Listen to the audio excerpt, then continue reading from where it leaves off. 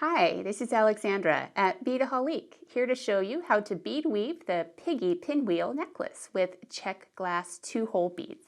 So here I have a finished focal piece using some Piggy beads, Lentil beads, Swarovski crystal, and Toho seed beads. So that's what I have down here for you here.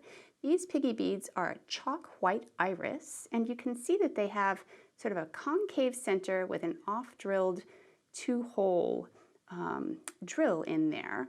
And then over here is a 2-hole lentil bead in opaque champagne. I've got some beautiful iridescent light blue 4mm Swarovski crystal pearls, and then some 11/0 Toho Demi round beads. So we'll be weaving this focal piece, and then we'll put it onto this nice oval curb chain, a 3mm sterling curb chain with lobster clasp, a couple of 4mm open jump rings, and a little bit of wire. For tools, I've got my scissors, my chain nose pliers, round nose pliers, and my cutters.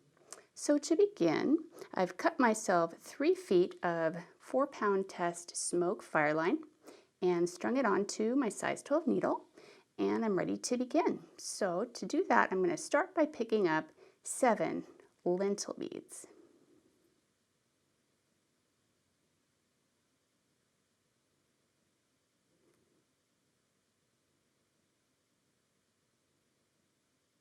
There's my 7th bead. I'm going to pull all of those down toward the end of my thread.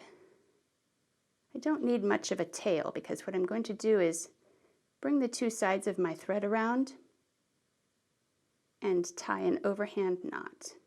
Bring those beads into a ring. So I've come around once and twice. Get that nice and tight. And now what I'll do is string up through the 2nd hole of my lentil bead. I'll be going clockwise.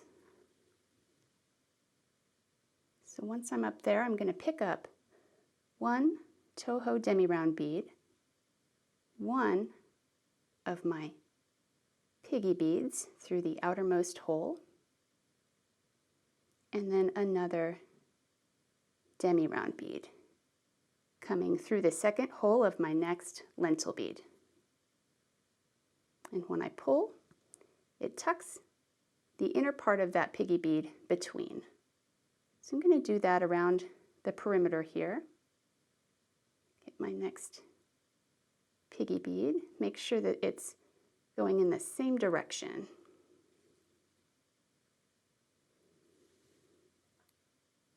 Whoops, I had a 50-50 chance and it went the opposite way. So let me try that again. Let's turn it around.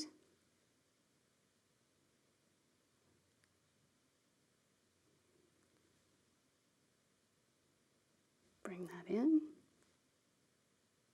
There we go. And get my next Toho Demi round on there. Coming through the lentil bead. The tail of my thread is in my way, so I'm going to pull that down. Get my next Demi round, my next Piggy bead, coming through the back side, and my next Demi round, and through the lentil bead. There we go. So you can see the petal pattern starting to form. I'm going to continue this around the edge and then come back with you when I've met up at the beginning. So here I'm adding on my last Piggy bead, and you'll see that I'm threading through the lentil bead as well as the little Toho that's laying on the back side of my first Piggy bead that I strung. So that's where my needle is coming out now, is right after that Toho. And what I'm going to do is string up through the 2nd hole of the Piggy bead. And from here start the next round of my beadwork. So my next round is going to consist of, let's get my thread out of the way, a Toho bead, a Swarovski pearl, and another Toho bead. And these are going to rest in between each of the piggy beads. So once again, I'm going to do that around the perimeter of my flower.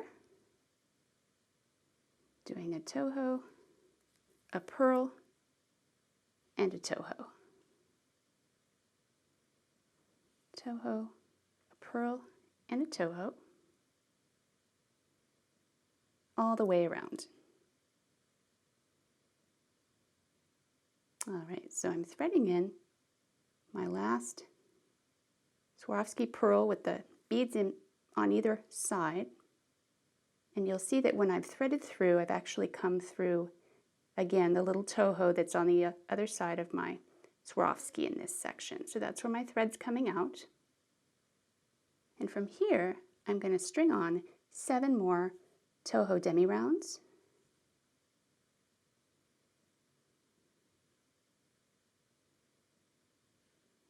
There's my 7. And what I'll do is string back through the little demi round on the other side of the Swarovski pearl and through my piggy bead. That's going to make a little bit of beaded edging around my pearl. What I want to make sure is that I'm coming through that other little demi round as I did the first time. So let me tuck my needle in there, make sure that the thread is coming through the right path. Now I've got it through that little demi round. I'm going to do the same thing. I'm going to pick up 7 Toho seed beads.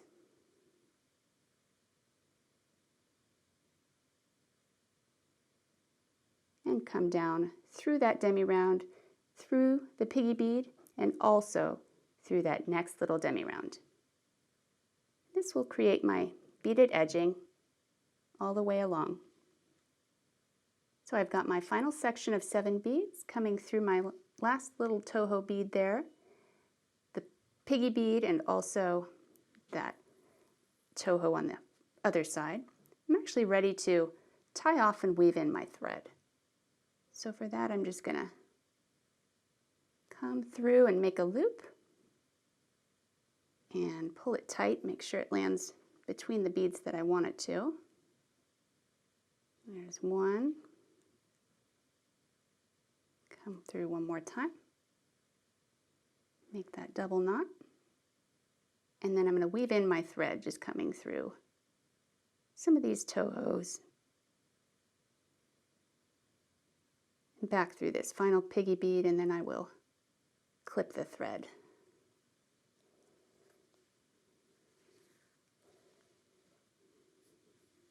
Oops, let me get my scissors here.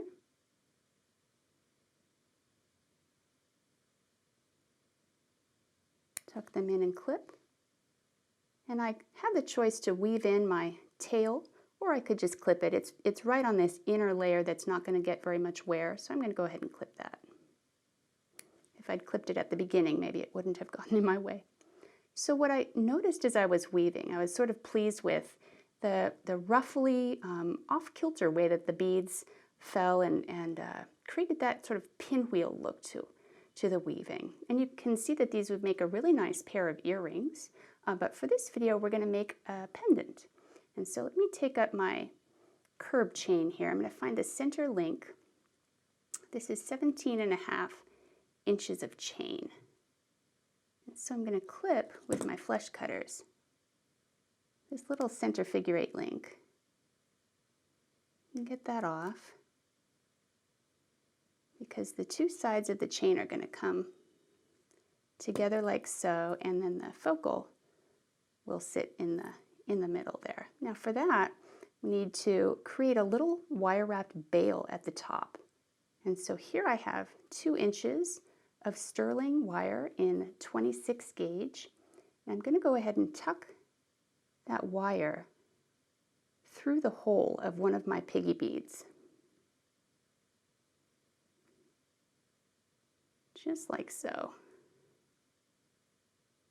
And I'm going to use my plier to pull the tail up there. And we're going to create a little figure 8 wrap on the top, similar to how you would wire wrap a briolette. So I'm bringing the two sides of the wire up, got maybe an inch on one side and the remainder on the other. I'm going to angle that longer side of wire straight off the top and then coil the base, that little tail portion, around the bottom. And I'll use my plier to get a nice tight coil on there. Come around a couple of times. And I'm going to clip that extra wire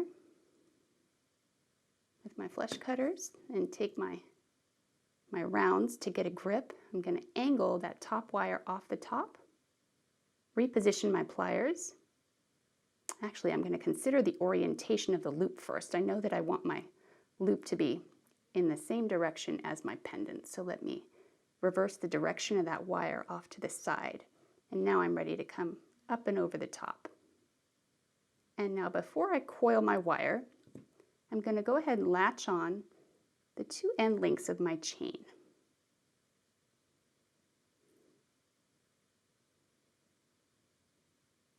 Just like so. Then I'm going to grip on that top loop and coil the wire shut.